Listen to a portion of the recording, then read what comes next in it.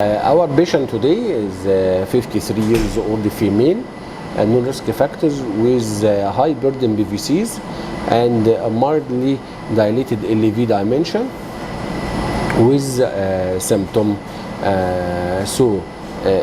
Indication of ablation here was starting LV dilatation and symptomatic high burden PVCs. From the start, analysis of the PVCs, we can see that it is inferior axis, so it is outflow track, and a very late transition at V5, a later transition V4 or V5, highly suggestive of RVOT rather than left-sided origin. We only did two puncture of femoral vein, one for coronary sinus, trying to engage the distal coronary sinus, and the other for ablation cast. Unfortunately, the coronary sinus have a big sebaceous valve, so the coronary sinus did not enter except only the very proximal coronary sinus ostium, and did not pass through the distal coronary sinus. So it didn't give us information, so we changed it to analyze the RVOT by the coronary sinus. And as we can see here, after coronary sinus was inserted in the RVOT, pool 5 and 6 is preceding the QRS complex by about 22 milliseconds. This area is the anterior part of RVOT. Ablation catheter then inserted to map the RVOT in conventional mode, and we already get a very good signal. I will show it.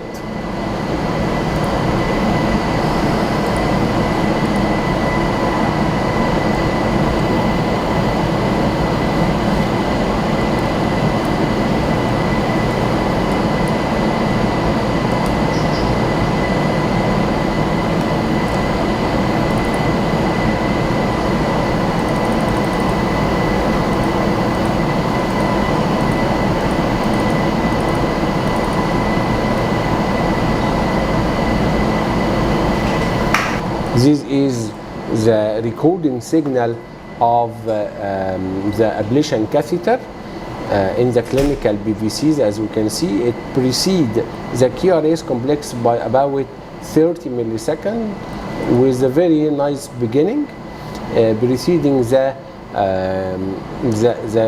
even the coronary sinus 5 and 6. And even in such a position, I will make a lower speed suppression of PVCs just by touching this area. Suppression of PVCs had been observed. Then it returned the PVCs, so we decided to ablate at such a place in the anterior RVOT. During ablation, we could see some VT. I will show it. Yes.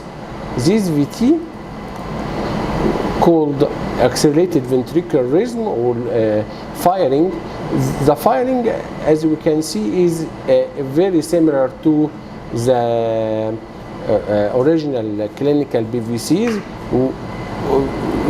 and this is a good sign for the delineating that we are in the right place of the clinical PVCs. Okay, and this is the waiting time. We are waiting for 15 minutes till now, and as you can see the running ECG, no single PVCs at all through these 15 minutes. We give her more 15 minutes and analyze the ECG.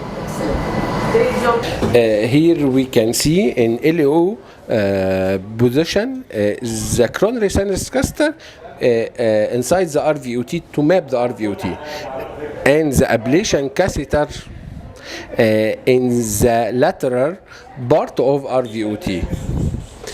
In the REO, we can see that the ablation caster is more anterior than the chronic sinus caster and in the anterior part of RVOT.